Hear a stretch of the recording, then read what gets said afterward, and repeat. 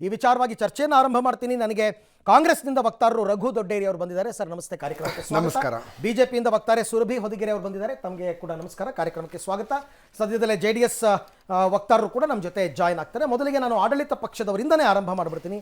S Raghu ಅವರೇ, ಮೊದಲನೇ ಬಾರಿಗೆ ಆಕ್ಚುಲಿ ತಮ್ಮ ಹೃತ್ಪೂರ್ವಕವಾದಂತ ಧನ್ಯವಾದನ ಅರ್ಪಿಸ್ತೀನಿ. ಯಾಕೆ ಅಂತ ಹೇಳಿದ್ರೆ ಮಾಧ್ಯಮದವರಿಗೆ, ಯಾಕೆ ಅಂತ ಹೇಳಿದ್ರೆ ಸಿದ್ದರಾಮಯ್ಯನವರು ಮತ್ತೆ DK ಶಿವಕುಮಾರ್ ಅವರ ಜೋಡತೆ ಏನಿದೆ ಇಡೀ ರಾಜ್ಯದಲ್ಲಿ ಮತ್ತೆ ಇಡೀ ದೇಶದಲ್ಲಿ ಅವರದ್ದು ಒಂದು ಜೋಡಿ, ಈ ಜೋಡಿ ಬೇರೆಯವ್ರಿಗೆಲ್ಲ ನಿದ್ದೆ ಕೆಡಿಸಿದೆ ಅಂತಂದ್ರೆ ಅದು ತಮ್ಮ ಮಾಧ್ಯಮದ ಮುಖಾಂತರ ಆಗಿರ್ತಕ್ಕಂಥ ಒಂದು ಪ್ರಚಾರ. ಅದರಿಂದ ಯಾವ ರೀತಿ ಅಂತಂದ್ರೆ ಮಾನ್ಯ ಸಿದ್ದರಾಮಯ್ಯನವರು ಮತ್ತೆ DK ಶಿವಕುಮಾರ್ ಜೋಡಿನ ಕೇಳಿದ್ರೆ ಹಗಲು ರಾತ್ರಿಯಲ್ಲೂ ಬೆಚ್ಚಿ ಬೀಳುವಂತ ಒಂದು ಪರಿಸ್ಥಿತಿ ಬಿಜೆಪಿ ಮತ್ತೆ JDS ಬಂದಿದೆ ಅಂತಂದ್ರೆ ಅದು ಮುಖ್ಯ ಕಾರಣ ಮಾನ್ಯ ಸಿದ್ದರಾಮಯ್ಯನವರು DK ಶಿವಕುಮಾರ್ ಅವರು ಕೊಟ್ಟಿರ್ತಕ್ಕಂಥ ಅದ್ಭುತವಾದಂತಹ ಆಡಳಿತ ಮತ್ತು 52,000 ಕೋಟಿ ಗ್ಯಾರಂಟಿಯನ್ನ 7 ಕೋಟಿ ಕನ್ನಡಿಗರು ಕೊಟ್ಟಿರ್ತಕ್ಕಂಥ ಒಂದು ಅದನ್ನ ಕೇಳಿದ್ರೆ ಸಾಕು ಬೆಚ್ಚಿ ಬೀಳ್ತಾರೆ. ವಿಚಾರ ನಾನು ಆ ಜೋಡೆತ್ತುಗಳ ವಿಚಾರವನ್ನ ಕೇಳ್ತಾ ಇಲ್ಲ. ಎಸ್, ಸಿದ್ದರಾಮಯ್ಯನವರು ಎಲ್ಲರಿಗೂ ಕಾಮನ್ ಟಾರ್ಗೆಟ್ ಆಗ್ತಾ ಇದ್ದಾರೆ.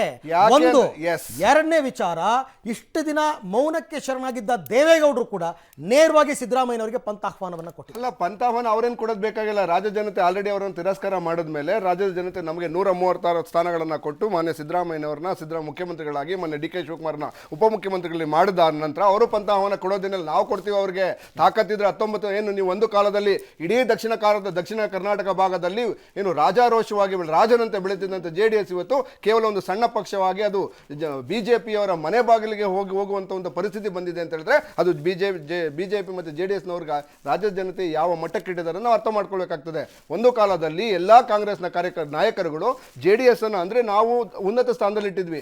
JDS ಅಂತ ಹೇಳಿದ್ರೆ ದೇವೇಗೌಡರ ಕುಟುಂಬ ಅಂತ ಹೇಳಿದ್ರೆ ಒಂದು ಉನ್ನತ ಸ್ಥಾನದಲ್ಲಿಟ್ಟು ನಮ್ಮ ನಾಯಕರು ಅವರ ಮನೆಗೆ ಹೋಗಿ ಗೌರವವನ್ನು ಸಲ್ಲಿಸಿದ ಒಂದು ಪ್ರಕ್ರಿಯೆಯನ್ನು ಮಾಡ್ತಿದ್ವಿ. JDS ಅನ್ನ ಒಂದು ಶಕ್ತಿಯುತ ಪಕ್ಷವಾಗಿ ನೋಡ್ತಿದ್ವಿ. ಆದ್ರೆ ಇವತ್ತಿನ ಪರಿಸ್ಥಿತಿಯಲ್ಲಿ JDS ನ ನಾಯಕರು ಕುಮಾರಸ್ವಾಮಿ ಅವರು ಅವರೇ ಹೇಳಿದ್ದಾರೆ, 17 ಬಾರಿ ಗಜ್ನಿ ಮತ್ತೆ ಗೋರಿ ಮೊಹಮ್ಮದ್ ಅವರು ಹೇಗೆ ದೆಹಲಿ ದಂಡಯಾತ್ರೆಯನ್ನು ಮಾಡಿದ್ರು ಹಾಗೆ ಕುಮಾರಸ್ವಾಮಿ ಅವರು ದೆಹಲಿ ಬಿಜೆಪಿ ನಾಯಕರ ಮನೆಗೆ ದಂಡಯಾತ್ರೆಯನ್ನು ಮಾಡಿ ಅವರ ಪರಿಸ್ಥಿತಿಯನ್ನ ಬಿಜೆಪಿ ಅವರು ಯಾವ ರೀತಿ ತಂದಿದ್ದಾರೆ ಅಂತೇಳಿ ತಾವೇ ಅರ್ಥ ಮಾಡ್ಕೊಳ್ಬೇಕಾಗ್ತದೆ.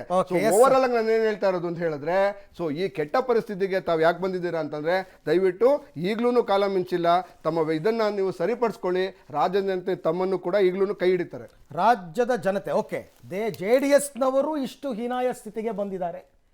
ಹಾಗಾಗಿ ಇವತ್ತು ದೇವೇಗೌಡರ ಬಾಯಲ್ಲಿ, ಕುಮಾರಸ್ವಾಮಿ ಬಾಯಲ್ಲಿ ಈ ಮಾತುಗಳು ಬರ್ತಾ ಇದೆ. ನೋಡಿ, ಪ್ರಜಾಪ್ರಭುತ್ವದಲ್ಲಿ ಗೆಲುವು ಸೋಲು ಇದು ಬಹಳ ಕಾಮನ್. ಆದರೆ ಯಾವುದು ಒಂದು ಚೇಂಜ್ಗೆ ಬದಲಾವಣೆಗೆ ಯಾವುದು ಆಗ್ತಾನೆ ಇಲ್ಲ ಅಂದರೆ ಕಾಂಗ್ರೆಸ್ ಪಾರ್ಟಿಯ ಆರೋಗ್ಯನ್ಸ್. ಯಾಕೆ ಅಂದರೆ ಯಾವ ವಿಷಯದಿಂದ, ಯಾವ ಕಾನ್ಫಿಡೆನ್ಸಿಂದ ನೀವು ಹೇಳ್ತೀರಾ JDS ಬಗ್ಗೆ? ಯಾವುದು ದೇಶಾದ್ಯಂತ ಒಂದು 400 ಸೀಟ್ಸ್ ಇದ್ದಿರೋಂತಹ ಪಕ್ಷ ಇವಾಗ ಪ್ರಿನ್ಸಿಪಲ್ ಆಪೋಸಿಷನ್ ಆಗಕ್ಕಾಗ್ತಾ ಇಲ್ಲ. ನೀವು ಯಾವ ಮುಖದಿಂದ ನೀವು ಇದನ್ನು ಹೇಳಬಹುದು? JDS ಇಲ್ಲಿ ಕರ್ನಾಟಕದಲ್ಲಿ ಆಗಿರುವಂತಹ ಅದ್ರ ಸೀಟ್ ಕಡಿಮೆ ಆಗಿದೆ. ನಿಮ್ಮದು ದೇಶಾದ್ಯಂತ ಒಂದು ಬಾರಿ ನೀವು ಕನ್ನಡಿ ನೋಡ್ಕೊಳ್ಳಿ, ಅದಾದಮೇಲೆ ನೀವು JDS ಬಗ್ಗೆ ಮಾತಾಡ್ಬೋದು. ಎರಡನೇ ವಿಷಯ ಏನು ಅಂದರೆ, ಈ ಒಂದು ಏನು ಡಿಫ್ರೆನ್ಸು, ನಾವು ಒಂದು ಅಲಯನ್ಸ್ ಪಾರ್ಟ್ನರ್ ಭಾರತೀಯ ಜನತಾ ಪಕ್ಷ ಮತ್ತು ಕಾಂಗ್ರೆಸ್ ಪಕ್ಷ ಅಲಯನ್ಸ್ ಪಾರ್ಟ್ನರ್ ಹೆಂಗೆ ನೋಡ್ತೀವಿ ಅಂದರೆ, ಕಾಂಗ್ರೆಸ್ ಪಕ್ಷಕ್ಕೆ ಇದು ಒಂದು ಹ್ಯಾಂಗ್ ಓವರ್ ಥರ ಇದೆ. ಏನು ಅಂದರೆ, ಒಂದು ಕಾಲದಲ್ಲಿ ನಾವು ಮಹಾತ್ಮ ಗಾಂಧಿಯವರ ಪಕ್ಷ, ನಾವು ಈ ಸ್ವಾತಂತ್ರ್ಯ ತಂದಂತಹ ಪಕ್ಷ, ನಾವು ಈ ದೇಶವನ್ನು ಆಳಿದ್ದು 70 years ಇಂಥ ಪಕ್ಷ, ಆ ಬಿಗ್ ಬ್ರದರ್ ಆಟಿಟ್ಯೂಡ್ ಅಂತ ಇದೆಯಲ್ಲ, ನಾವ್ ಯಾಕ್ರಿ ಮಾತಾಡಬೇಕು JDS ಅಂತ ಚಿಕ್ಕ ಪಕ್ಷದ ಜೊತೆಗೆ? ಅದು ಅವ್ರು ಹೇಳ್ತಾರೆ ಇವತ್ತು ಭಾಷಣದಲ್ಲಿ, ನಮ್ಮ 2019ರಲ್ಲಿ ಆಗಿರುವಂತಹ ಸೋಲು JDS ಮತ್ತೆ ಕಾಂಗ್ರೆಸ್ಸಿನ ಒಂದು ಏನು ಮೈತ್ರಿ ಇತ್ತೋ ಅದು ಸರಿಯಾಗಿ ನಡ್ಕೊಳಕ್ ಆಗ್ಲಿಲ್ಲ, ಹಾಗಾಗಿ ನಮ್ಗೆ ಬಂದಂತ ಸೋಲು. ಈ ಇಂಡಿ ಅಲಯನ್ಸ್ ಅಂತ ಇವ್ರು ಏನ್ ಮಾಡಿದ್ದಾರೆ, ಇವಾಗ ಒಬ್ಬೊಬ್ರೆ ಬಿಟ್ಟು ಹೋಗ್ತಾ ಇರೋದು ನೋಡ್ತಾ ಇದ್ದಾರೆ. ತುಂಬಾ ವೈರಲ್ ಆಗಿದೆ ಒಂದು ಆಡ್ ಅಲ್ಲಿ, ಯಾರು ಪ್ರಧಾನ ಮಂತ್ರಿ ಆಗ್ತಾರೆ ಅಂತ ಒಂದು ಬಿಜೆಪಿ ಆಡು ವೈರಲ್ ಆಗಿದೆ.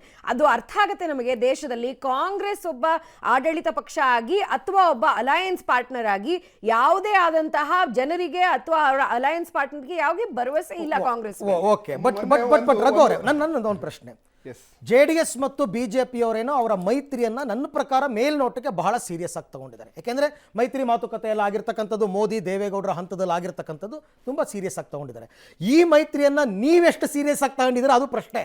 ಅಲ್ಲ, ಆ ಮೈತ್ರಿಯನ್ನು ನಾವು ಸೀರಿಯಸ್ ತಗೊಳ್ಳೋ ಅವಶ್ಯಕತೆನೇ ಇಲ್ಲ. ಯಾಕೆ ಅಂತಂದ್ರೆ ನಾವು ರಾಜ್ಯದ ಜನತೆ ಪ್ರೀತಿಯನ್ನು ನಾವು ಸೀರಿಯಸ್ ತೆಗೆದುಕೊಳ್ತೇವೆ. ಈ ರಾಜ್ಯದ ಜನತೆಯ ಆಶಾ ನಮ್ಮ ಬಗ್ಗೆ ಇಟ್ಟಿರ್ತಕ್ಕಂಥ ಒಂದು ಪ್ರೀತಿಯನ್ನು ನಾವು ಏನು ಅತ್ಯಂತ ಸೀರಿಯಸ್ ತೆಗೆದುಕೊಂಡು ಅವರಿಗೆ ನಮ್ಮ ಸೇವೆಯನ್ನು ಕೊಡುವುದರಲ್ಲಿ ನಾವು ಸೀರಿಯಸ್ ತೆಗೆದುಕೊಳ್ತೇವೆ. ಹಾಗಿದ್ರೆ ಪದೇ ಪದೇ ನಿಮ್ಮ ನಾಯಕರು ಭಾಷಣಗಳಲ್ಲಿ ಈ ಮೈತ್ರಿ ಬಗ್ಗೆ ಯಾಕೆ ಮಾತಾಡ್ತೀರಾ? ನಿಮ್ಮ ಸಾಧನೆಗಳನ್ನ ಹೇಳಿ ನೀವು.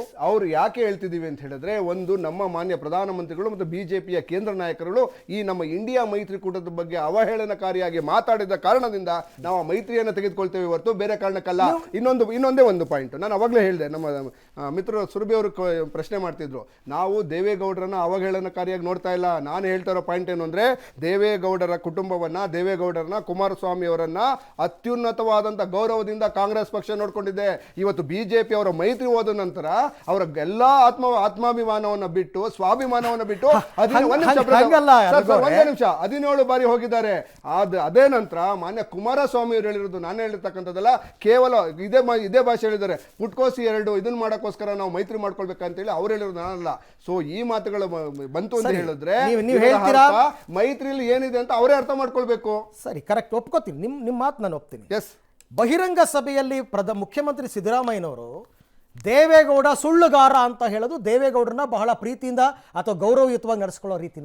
ದೇವೇಗೌಡರು ಮೈತ್ರಿ ಆದ ನಂತರ ಅವರು ನಡ್ಕೊಳ್ತಾ ಇರ್ತಕ್ಕಂಥ ನಡೆಯಿಂದ ಮಾತು ಹೇಳಿದ್ದಾರೆ. ಒಂದು ಇನ್ಸ್ಟೆನ್ಸ್ ಅನ್ನು ಹೇಳ್ತೇನೆ. ಮಾನ್ಯ ದೇವೇಗೌಡರು ಇತ್ತೀಚೆಗೆ ಒಂದು ಸ್ಟೇಟ್ಮೆಂಟ್ ಅನ್ನು ಕೊಟ್ಟಿದ್ದಾರೆ, ಖರ್ಗೆ ಅವರನ್ನ ನಾವು ಮುಖ್ಯಮಂತ್ರಿ ಮಾಡೋದಕ್ಕೆ ಪ್ರಯತ್ನ ಮಾಡಿದ್ವಿ ಅಂತ ಹೇಳಿ. ನಾನು ಪ್ರಶ್ನೆ ಕೇಳ್ತೇನೆ, ಸ್ವಾಮಿ ನೀವು ದೇವೇಗೌಡರನ್ನ 2004ರಲ್ಲಿ ಅಥವಾ 2019 18ರಲ್ಲಿ ಮುಖ್ಯಮಂತ್ರಿ ಮಾಡ್ತೀವಿ ಅಂತ ಹೇಳಿದ್ರೆ ಅವತ್ತು ಹೇಳ್ಬೇಕಾಯ್ತು ರಾಜ್ಯ ಜನತೆಗೆ. ಇವತ್ತು ಒಂದು ರಾಜಕೀಯ ಮೈತ್ರಿ ಮಾಡಿದ ನಂತರ ಕೇವಲ ರಾಜಕೀಯ ದ್ವೇಷ ಒಂದು ಸಮುದಾಯವನ್ನು ಒಡೆದು ಆಳುವಂತ ನೀತಿಗೆ ತಾವು ಬಂದಿದ್ದೀರಿ ಅಂತೇಳಿ ಆ ವಿಚಾರದಲ್ಲಿ ಮಾನ್ಯ ಸಿದ್ದರಾಮಯ್ಯ ಅವರು ಹೇಳಿರ್ತಕ್ಕಂಥದ್ದು ಸುಳ್ಳು ಹೇಳ್ತೀರಾ? ಹಾಗಾದ್ರೆ ಇನ್ನೊಂದು ಪಾಯಿಂಟ್, ನಿನ್ನೆ ಇನ್ನೊಂದು ಮಾತು ಹೇಳಿದ್ದಾರೆ, ಯಾರು ಅಂಬೇಡ್ಕರ್ ಅವರನ್ನ ಸೋಲ್ಸ್ಬಿಟ್ರು ಅಂತ ಹೇಳಿ. ಯಾಕೆ ರಾಜಕೀಯ ನಾವೇನು ಸನ್ಯಾಸತ್ವ ಮಾಡಕ್ ಬಂದಿದ್ದೀರಾ? ಇವತ್ತು ನೀವೊಬ್ರು ಕ್ಯಾಂಡಿಡೇಟ್ ಹಾಕ್ತೀರಾ ಅನ್ಕೊಳ್ಳಿ, ನಿಮ್ಮ JDS ವಿರುದ್ಧ ಒಂದು ಕ್ಯಾಂಡಿಡೇಟ್ ಹಾಕ್ತೀರಾ ಅಂತ ಹೇಳಿದ್ರೆ ಅವ್ರು ಸೋತ್ರು ಅಂತಂದ್ರೆ ಒಂದು ರಾಜಕೀಯ ಚುನಾವಣೆಯನ್ನ ಒಂದು ವಿಚಾರ ಐ ಹ್ಯಾವ್ ಎನ್ ಅಬ್ಜೆಕ್ಷನ್. ನೀವು ಯಾರೋ ಕ್ಯಾಂಡಿಡೇಟ್ ಹಾಕಿ ಇನ್ನೊಂದು ಪಕ್ಷದಿಂದ ಇನ್ನೊಬ್ರು ಕ್ಯಾಂಡಿಡೇಟ್ ಹಾಕಿ ಸೋಲು ಗೆಲುವು ಅಂತಕ್ಕಂಥದ್ದನ್ನ ಅಂಬೇಡ್ಕರ್ ಅವರ ವಿಚಾರದಲ್ಲಿ ದಯವಿಟ್ಟು ತರಬೇಡಿ. ಅಂಬೇಡ್ಕರ್ ಅವರ ವಿಚಾರದಲ್ಲಿ ಬಹಳ ದೊಡ್ಡ ಚರ್ಚೆಗಳು ಇಲ್ಲಿ ತನಕ ನಡೆದೋಗ್ಬಿಟ್ಟಿದೆ. Please let me clarify. ನೋಡಿ, ಮಾನ್ಯ ಅಂಬೇಡ್ಕರ್ ಅವರನ್ನ ನಾವು ಅತ್ಯುನ್ನತ ಸ್ಥಾನದಲ್ಲಿ ನಾವು ಅವರನ್ನ ಮಂತ್ರಿ ಮಾಡಿದವರು, ನಾವು ಅವ್ರು ಸೋತು ನಂತರ ಮಂತ್ರಿ ಮಾಡಿದ್ದೇವೆ. ಆದ್ರೆ ಚುನಾವಣೆಗೆ ಬಂದಾಗ ಒಬ್ಬ ಅಭ್ಯರ್ಥಿಯಾಗೆ ಕನ್ಸಿಡರ್ ಮಾಡ್ತೀವಿ. ಅವರು ಎಷ್ಟು ದೊಡ್ಡವರಾದ್ರೂ ಪರವಾಗಿಲ್ಲ, ಒಬ್ಬ ವಿರೋಧ ಪಕ್ಷ ನಮ್ಮ ಪಕ್ಷದ ಧರ್ಮ. ಅದಕ್ಕೆ ನಾನು ಹೇಳಿದ್ದು ಈ ಚರ್ಚೆಗಳು ಮುಗಿದು ಹೋಗಿದೆ. ಅಂಬೇಡ್ಕರ್ ಅವರನ್ನ ಸೋಲಿಸಿರುವ ವಿಚಾರ, ಅವರು ಮೃತಪಟ್ಟ ಜಾಗ ಕೊಡದೇ ಇರತಕ್ಕಂತ ವಿಚಾರ ಎಲ್ಲವೂ ದೇವೇಗೌಡರು ಇವತ್ತು ಆ ವಿಚಾರವನ್ನು ಮಾತಾಡ್ತಾ ಇದ್ದಾರೆ. ಆ ವಿಚಾರದಲ್ಲಿ ನನಗೆ ಏನು ದೇವೇಗೌಡರು ಬದಲಾಗಿದ್ದಾರೆ, ಅದೇ ದೇವೇಗೌಡರು ಆ ರೀತಿ ಇಲ್ಲ ಅಂತ ಹೇಳಿ ಸಿದ್ದರಾಮಯ್ಯ ಅವರು ಹೇಳಿರೋದು ಕರೆಕ್ಟ್ ಇದೆ ಅಂತ ಅರ್ಥ. ನಮ್ಮ ಭಾರತೀಯ ಜನತಾ ಪಾರ್ಟಿಯ ನಮ್ಮ ಸಂಸ್ಕಾರ ಏನು ಅಂದ್ರೆ, ಪಕ್ಷದಲ್ಲಿ ಇದ್ರೂ ಪಕ್ಷದಲ್ಲಿ ಇಲ್ಲದೆ ಇದ್ರೂ ನಾವು ಯಾರೇ ಮಹಾನುಭಾವರನ್ನು ನೋಡೋದು ಒಂದೇ ರೀತಿ. ಅದು ನಮ್ಮ ಸಿದ್ಧಾಂತದ ಪ್ರಕಾರ. ನಾವು ಕಾಂಗ್ರೆಸ್ ಪಕ್ಷದ ಥರ ಒಂದು ಆಪರ್ಚುನಿಸ್ಟಿಕ್ ಪಾರ್ಟಿ ಅಲ್ಲ. ಇವ್ರು ಇಲ್ಲಿ ಹೋದರೆ ಇವ್ರನ್ನ ಅವ್ರು ಬೈಯೋದು, ಇವು ವಾಪಸ್ ಬಂದರೆ ಅವ್ರು ಬೈದೇ ಇರೋದು, ಅಂತಹ ಪಕ್ಷ ಅಲ್ಲ ನಾವು. ಈ ಒಂದು ಏನು ನಮ್ಮ ಸಭೆ ನಡೆದಿದೆಯೋ ಇವತ್ತು, ಅಲ್ಲಿ ಒಂದು ಬಾರಿ ನೀವು ದೇವೇಗೌಡರನ್ನ ಮಾತನ್ನು ಕೇಳಿಸ್ಕೊಳ್ಳಿ, ಮಾನ್ಯ ಯಡಿಯೂರಪ್ಪನವ್ರ ಮಾತನ್ನು ಕೇಳಿಸ್ಕೊಳ್ಳಿ. ಸಿದ್ದರಾಮಯ್ಯನವರು ಯಾವ ಥರ ಭಾಷೆ ಉಪಯೋಗಿಸ್ತಾ ಇದ್ದಾರೆ ಇಂತಹ ಒಬ್ಬ ನಾಯಕರ ವಿರುದ್ಧ, ಅದು ಒಂದು ಬಾರಿ ಯೋಚನೆ ಮಾಡಬೇಕು. ಇದೇನು ಹೊಸದಂತ ಅಲ್ಲ. ಸಿದ್ದರಾಮಯ್ಯನವ್ರು ಎಲ್ಲ ಒಂದು ಭಾಷಣಗಳಲ್ಲೂ ಏನೋ ಒಂದು ಕೊಂಕು ಮಾತಂತ ಇರುತ್ತೆ, ಒಂದು ರೆಸ್ಪೆಕ್ಟ್ ಕೊಡದೇ ಇರೋವಂಥದ್ದು. ಫೈನಾನ್ಸ್ ಮಿನಿಸ್ಟರ್ಗೆ ಏಕವಚನದಲ್ಲಿ ಬೈತಾರೆ, ರಾಷ್ಟ್ರಪತಿ ಅವ್ರನ್ನ ಏಕವಚನದಲ್ಲಿ ಬೈತಾರೆ. ಅದು ಬಿಟ್ಟು ಅವರ ಏನು ಹಿರಿಯಕ್ಕನ ಚಾಟಿ ಮನೆ ಮಂದಿಗೆಲ್ಲ ಅಂತ ಹೇಳ್ದಂಗೆ ಎಲ್ಲರೂ ಕಾಂಗ್ರೆಸ್ ಪಕ್ಷದವರು, ಈ ಶಿವರಾಜ್ ಅವ್ರ ತಂಗಡಿಗೆ ಅವರು ಹೇಳಿದಂತಹ ಮಾತುಗಳನ್ನ ಕೇಳಿಸ್ಕೊಂಡ್ರೆ ಯಾವುದೋ ಒಂದು ಎಲ್ಲೋ ಒಂದು ಲ್ಯಾಕಿಂಗ್ ಇದೆ ಅಂತ ನೋಡಿ. ದೇವೇಗೌಡರಿಗೆ 91 ಇಯರ್ಸ್. ಅವ್ರು ಹೇಳ್ತಾರೆ ಇವತ್ತು, ನಾನು ಭಾರತೀಯ ಜನತಾ ಪಕ್ಷದ ಯಾರೇ ಒಬ್ರು ಕಾರ್ಯಕರ್ತರಿಗೆ ಬೇಸರ ಆಗಿದ್ರೆ ಅವರೊಂದಿಗೆ ಹೋಗಿ ನಾನೇ ಮಾತಾಡ್ತೀನಿ. ಇವ್ರು ಹೇಳ್ತಾರೆ ಪ್ರಧಾನಮಂತ್ರಿ ಮೋದಿ ಅವರು ಈ ಒಂದು ಮೈತ್ರಿ ಮಾಡೋದಕ್ಕೆ ಅಥವಾ ನಮ್ಮ ಪಕ್ಷ ಮೈತ್ರಿ ಮಾಡೋದಕ್ಕೆ 14-17 ಸರಿ ಹೋಗ್ಬೇಕು. ಒಂದ್ ನಿಮಿಷ. ದೇವೇಗೌಡರು ಇವತ್ತು ಅವ್ರ ಭಾಷಣದಲ್ಲಿ ನೀವು ಒಂದು ಬಾರಿ ನೋಡಿದ್ರೆ ಅವರಿಗೆ ಇದು ಬರೀ ಮೈತ್ರಿ ಆದ ನಂತರ ಅಲ್ಲ, ಮೈತ್ರಿ ಆಗಕ್ಕಿಂತ ಮುಂಚೆನೆ ಪ್ರಧಾನಮಂತ್ರಿ ಮೇಲಿರುವಂತಹ ಗೌರವ ಬಹಳ ಹೆಚ್ಚು. ಆಮೇಲೆ ಪ್ರಧಾನಮಂತ್ರಿ ಅವರಿಗೆ ದೇವೇಗೌಡರಿಗೆ ಇರುವಂತಹ ಹೌದು 100%. ನಮ್ಮ ಜೊತೆನಲ್ಲಿ ಇವಾಗ JDSನ ರಾಜ್ಯ ಪ್ರಧಾನ ಕಾರ್ಯದರ್ಶಿ ಗಂಗಾಧರ ಮೂರ್ತಿ ಅವರು ಕೂಡ ಜಾಯ್ನ್ ಆಗಿದ್ದಾರೆ. ಸರ್ ನಮಸ್ತೆ, ಕಾರ್ಯಕ್ರಮಕ್ಕೆ ಸ್ವಾಗತ. ವಿಚಾರ ಆಕ್ಚುಲಿ ನಾನು ಅನ್ಕೊಂಡಿದ್ದು, ಪ್ಲಾನ್ ಮಾಡಿದ್ದು ನಿಮ್ಮಿಂದಾನೇ ಶುರು ಮಾಡಬೇಕು ಅಂತ ಅಂದ್ಬಿಟ್ಟು. ಯಾಕೆ ಅಂತಂದ್ರೆ ದೇವೇಗೌಡರು ಇವತ್ತು ಸಿದ್ದರಾಮಯ್ಯನವರ ಹೆಸರನ್ನ ನೇರವಾಗಿ ಎಳೆದು ತಂದು ಪಂಥಾಹ್ವಾನವನ್ನು ಕೊಟ್ಟಿದ್ದಾರೆ ಇವತ್ತಿನ ಸಭೆಯಲ್ಲಿ. ಚಾಮರಾಜನಗರ ಮತ್ತು ಮೈಸೂರನ್ನ ಗೆಲ್ಲುವ ಮುಖಾಂತರ ಸಿದ್ದರಾಮಯ್ಯನವರ ಗರ್ವಭಂಗವಾಗಬೇಕು ಅಂತಂದ್ಬಿಟ್ಟು. ನನ್ನ ಪ್ರಶ್ನೆ ಏನಿತ್ತು ಆರಂಭದಲ್ಲಿ, ನೀವು ಬಿಜೆಪಿ ಜೊತೆ ಮೈತ್ರಿ ಮಾಡಿಕೊಂಡಿದ್ದು ಪಕ್ಷದ ಉಳಿವಿಗೆ ಅಂತ ಒಂದು ಹಂತದಲ್ಲಿ ಕುಮಾರಸ್ವಾಮಿ ಅವರು ಆರಂಭದಲ್ಲಿ ಹೇಳಿದ್ರು. ಈಗ ನೋಡ್ತಾ ಇದ್ದೀನಿ ನನಗೆ ಕಾಂಗ್ರೆಸ್ ವಿರುದ್ಧದ ಸೇಡ್ ತೀರಿಸ್ಕೊಳ್ಳೋದಕ್ಕೆ ಏನಾದರೂ ಮೈತ್ರಿ ಆಯ್ತಾ ಅಂತ ನನಗೆ. ಇಲ್ಲ, ಚುನಾವಣಾ ರಾಜಕಾರಣಗಳೇ ಹಂಗೆ ಅಲ್ಲ, ಶತ್ರುವಿನ ಶತ್ರು ಮಿತ್ರ ಅನ್ನಂಗೆ. ನಾವು ಚುನಾವಣಾ ಕಣದಲ್ಲಿ ಇಳಿದ ಮೇಲೆ ಯುದ್ಧ ಕಾಲದಲ್ಲಿ ಸೋದರ ಮಾವನ ಸಂಬಂಧ ಉಳಿಯುತ್ತಾ ಅನ್ನೋಂಗೆ ಲೆಕ್ಕ. ಯುದ್ಧ ಕಾಲದಲ್ಲಿ ಯಾವ್ದು ಸೋದರ ಮಾವ ಅವೆಲ್ಲ ನೋಡ್ತೀವ?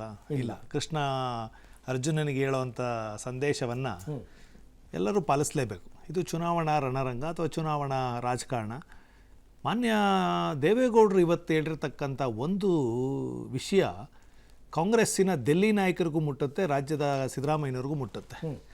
ಮೊದಲನೇದಾಗಿ ಸಿದ್ದರಾಮಯ್ಯನವ್ರಿಗೆ ಯಾಕೆ ಅದನ್ನು ಹೇಳಿರೋದು ಅಂತ ಅಂದರೆ, ಕಳೆದ ಬಾರಿ 2019ರಲ್ಲಿ ನಾವು ದೆಹಲಿಯ ರಾಹುಲ್ ಗಾಂಧಿ ಮತ್ತು ಸೋನಿಯಾ ಗಾಂಧಿಯವರ ದೇವೇಗೌಡರ ಮತ್ತು ಮಧ್ಯೆ ನಡೆದಂಥ ಒಂದು ಸಮನ್ವಯ ಇದರಲ್ಲಿ ಸರ್ಕಾರ ರಚನೆ ಮಾಡಿ, ಸರ್ಕಾರ ಇದ್ದಾಗ ನಾವು ಎಲ್ಲೆಲ್ಲಿ ಸೋತ್ವಿ ಅನ್ನೋದನ್ನು ಸ್ವತಃ ದೇವೇಗೌಡರೇ ಅಲ್ಲ, ಸ್ವತಃ ಸಿದ್ದರಾಮಯ್ಯನವ್ರ ಕ್ಷೇತ್ರ ಮೈಸೂರು ಸೋತ್ವಿ, ಚಾಮರಾಜನಗರ ಸೋತ್ವಿ, ಅವ್ರದ್ದೇ ಜಿಲ್ಲೆ. ಅದಾದಮೇಲೆ ಮಂಡ್ಯನ ಸೋಲ್ಸಿದ್ರು, ತುಮಕೂರನ್ನ ಸೋಲ್ಸಿದ್ರು, ಕೋಲಾರನ ಸೋಲ್ಸಿದ್ರು, ನಾನಾ ಕಡೆ ನಮಗೆ ಕೊಟ್ಟಂಥ ಜವಾಬ್ದಾರಿಯಲ್ಲಿ ಬೆಂಗಳೂರು ಗ್ರಾಮಾಂತರನ ನಾವು ಗೆಲ್ಲಿಸಿದ್ವಿ. ಓಕೆ, ನಮಗಿರೋ ಶಕ್ತಿಯಲ್ಲಿ ನಾವು ಗೆಲ್ಲಿಸಿದ್ವಿ. ಇಷ್ಟೆಲ್ಲ ಆಗಿರಬೇಕಾದ್ರೆ ಈ ಮೈತ್ರಿ ಆಗಿರೋದೇ ಅವರಿಗೆ, ಕಾಂಗ್ರೆಸ್ನವ್ರಿಗೆ ವಿಲವಿಲ ಒದ್ದಾಡುವಂಥ ಪರಿಸ್ಥಿತಿಗೆ ಬಂದಿದ್ದಾರೆ. ಇದು ಆ್ಯಕ್ಚುಲಿ ಏನು ಗೊತ್ತಾ ನಿಮಗೆ, ಕರ್ನಾಟಕದ ರಾಜಕಾರಣವನ್ನು ಭಾಳ ವರ್ಷಗಳಿಂದ ನೋಡ್ಕೊಂಬಂದಿರೋರಿಗೆ ಅನ್ನಿಸ್ಬೇಕಾಗಿರೋದು ಏನು ಅಂದರೆ, ಈ ಎರಡೂ ಪಾರ್ಟಿಗಳಿದಾವಲ್ಲ, BJP ಮತ್ತು ಜನತಾದಳ JDS, ನೈಸರ್ಗಿಕವಾಗಿ ಅಲಯನ್ಸ್ ಆಗುವಂಥ ಪಾರ್ಟಿಗಳು, ನ್ಯಾಚುರಲ್ ಅಲಯನ್ಸ್. ಯಾಕೆ ಅಂತ ಅಂದರೆ, ಈ ಎರಡೂ ಪಾರ್ಟಿಗಳು ಹುಟ್ಟಿದ್ದೇ ಕಾಂಗ್ರೆಸ್ನ ವಿರೋಧ ಮಾಡ್ಕೊಂಡು ಈ ದೇಶದಲ್ಲಾಗಲಿ ರಾಜ್ಯದಲ್ಲಾಗಲಿ. ಹಾಗಾಗಿ ನಮ್ಮ ವೋಟರ್ಸು ಕೂಡ ಕಾಂಗ್ರೆಸ್ ವಿರೋಧಿ ಮನಸ್ಥಿತಿ ಇರ್ತಕ್ಕಂಥ ವೋಟರ್ಸ್ ಇದ್ದಾರೆ, ಅದೇ ಮನಸ್ಥಿತಿ ಇರ್ತಕ್ಕಂಥ ಕಾರ್ಯಕರ್ತರಿದ್ದಾರೆ ಹೊರತು ಕಾಂಗ್ರೆಸ್ನ ಬೆಂಬಲ ಮಾಡುವಂಥದ್ದಲ್ಲ. ಮತ್ತು ಅದೇ ಸಿದ್ದರಾಮಯ್ಯನವ್ರು ಹೇಳೋ ಪ್ರಕಾರ, ಅದೇ ಕಾಂಗ್ರೆಸ್ ಅವ್ರು ಹೇಳೋ ಪ್ರಕಾರ 2019ರಲ್ಲಿ BJP ಅಲ್ಲ JDS ಆ್ಯಂಡ್ ಕಾಂಗ್ರೆಸ್ ಅಲಯನ್ಸು ನೈಸರ್ಗಿಕವಾಗಿರಲಿಲ್ಲ. ರಾಜ್ಯ ಮಟ್ಟದ ನಾಯಕರುಗಳಲ್ಲಿ ಸಮನ್ವಯತೆ ಇರಲಿಲ್ಲ. ಮತ್ತೆ ಕಾಂಗ್ರೆಸ್ಸಿನ ಹಲವಾರು ನಾಯಕರುಗಳಿಗೆ ಅವಾಗ ಬಿಡ್ರಪ್ಪ, ನನಗೆ ಇದೊಂದು ಮೈತ್ರಿ ಆಗಿತ್ತು ಅಂತ ಕಾಂಗ್ರೆಸ್ಸಿನ ಹಲವಾರು ನಾಯಕರು, ಒಂದು ನಿಮಿಷ, ಮೈತ್ರಿ ಆಗಿತ್ತು ಅಂತ ಕಾಂಗ್ರೆಸ್ಸಿನ ಹಲವಾರು ನಾಯಕರುಗಳಿಗೆ ಈ ಮೈತ್ರಿ ಇಷ್ಟ ಇರಲಿಲ್ಲ. ಅದರಲ್ಲೂ ಅತಿ ಹೆಚ್ಚಾಗಿ ಸಿದ್ದರಾಮಯ್ಯನವರು ಮತ್ತು ಈ ಹಳೆ ಮೈಸೂರು ಭಾಗದ ಮಹಾನ್ ನಾಯಕರುಗಳಿಗೆ ಯಾರಿಗೂ ಇಷ್ಟ ಇರಲಿಲ್ಲ. ಮತ್ತು ಇನ್ನೊಂದೇನಂದರೆ, ಕಾಂಗ್ರೆಸ್ನ ಒಂದು ಗುಣ ಇದೆ. ನೀವು ಭಾಳ ಇತಿಹಾಸ ತೊಗೊಂಬನ್ನಿ, ಕರ್ನಾಟಕದಲ್ಲೇ ತೊಗೊಳ್ಳಿ. 2004ರಲ್ಲಿ 99ರಲ್ಲಿ 140 ಗೆದ್ದು SM ಕೃಷ್ಣ ಅವರು ಅಧಿಕಾರ ಮಾಡ್ತಕ್ಕಂಥ ಸಂದರ್ಭದಲ್ಲಿ 2004ರ ಚುನಾವಣೆ ಬಂತು. ಅದೇ SM ಕೃಷ್ಣ ಅವ್ರ ನೇತೃತ್ವ 140 ಇದ್ದಿದ್ದು 65ಕ್ಕೆ ಬಂತು. JDS 58ಕ್ಕೆ ಹೋಯ್ತು. ಕೇವಲ 4 ಸೀಟ್ ಇದ್ವಿ, ನಾವು 58ಕ್ಕೆ ಹೋದ್ವಿ. ಅವತ್ತು ನಾವು BJP ಜೊತೆ ಅಲಯನ್ಸ್ ಮಾಡಿ ಕಾಂಗ್ರೆಸ್ನ ವಿರೋಧಿ, ಯಾಕೆಂದರೆ ಮ್ಯಾಂಡೇಟು ಕಾಂಗ್ರೆಸ್ ವಿರುದ್ಧ ಇತ್ತು. ನಾವು ಅವತ್ತು BJP ಜೊತೆ ಅಲಯನ್ಸ್ ಮಾಡಿ ಸರ್ಕಾರ ಮಾಡಿದ್ದಿದ್ರೆ ಕಾಂಗ್ರೆಸ್ ಅವತ್ತೇ ಮುಗಿದೋಗ್ತಾ ಇತ್ತು. ಕಾಂಗ್ರೆಸ್ ಅದಾದಮೇಲೆ ನಿಮಗೆ ಮತ್ತೆ ಮೊನ್ನೆ ಸಿದ್ದರಾಮಯ್ಯನವರು 2013ರಿಂದ 2018ರವರೆಗೂ ಹಲವಾರು ಭಾಗ್ಯಗಳು ಕೊಟ್ಟಂಥ ನಾಯಕರು 120 ಇದ್ದಂಥ ಕಾಂಗ್ರೆಸ್ಸು ಎಲ್ಲಿಗೆ ಬಂದು ನಿಂತ್ಕೊಂತು, 79ಕ್ಕೆ ಬಂದು ನಿಂತ್ಕೊಂತು. ಮತ್ತೆ ನಾವೇ ಜೀವ ಕೊಟ್ವಿ. ಅವತ್ತು ನಾವು BJP ಜೊತೆ ಅಲಯನ್ಸ್ ಹೋಗಿದ್ದಿದ್ರೆ ಕಾಂಗ್ರೆಸ್ ಮುಗಿದೋಗಿರೋದು.